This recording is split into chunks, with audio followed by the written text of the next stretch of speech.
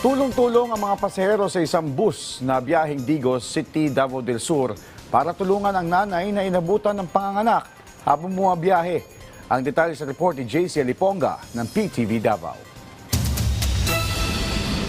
Makikita sa video na tinulungan ng mga pasahero ang isang ina na manganak sa loob ng bus na bumabiyahe sa kahabaan ng kalsada sa Digos City, Davao del Sur noong Enero 8 ng taong ito. Sa halip na huminto sa terminal, dumiretso na ang bus sa pinakamalapit na ospital para agad na matulungan.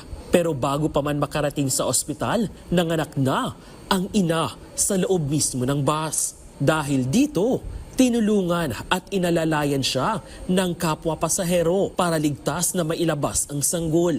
Makikita rin sa video ang pagdating ng mga healthcare workers na agad na nagsagawa ng pagsusuri sa kalagayan ng ina at ng kanyang sanggol sa loob ng bus. Ilang sandali pa, makikitang ligtas na nailabas at naalagaan ang mag-ina. Nangamba ang mga pasahero dahil sa kalagayan ng ina at ng sanggol. Napawi lang ito nang makumpirmang nasa ligtas na kalagayan ang mag-ina.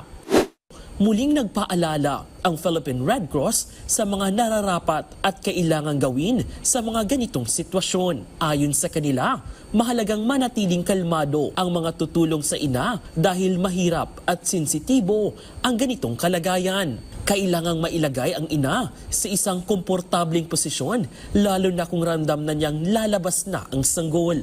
Mahalaga ring tumawag agad sa mga emergency hotline, lalo na kung unang beses pa lamang manganak ang ina.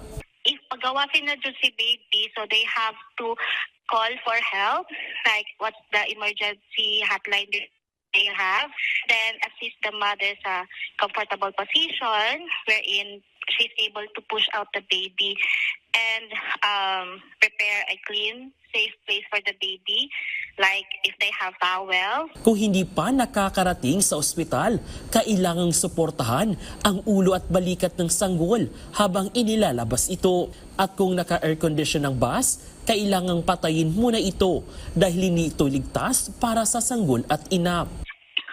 Kung nakagawas na po si baby, they have to wipe the baby clean, provide airway, make sure that the airway is clear na yung mga secretions, they have to wipe it out, and then make sure si baby naghilak dyan. That's our assurance na okay si baby.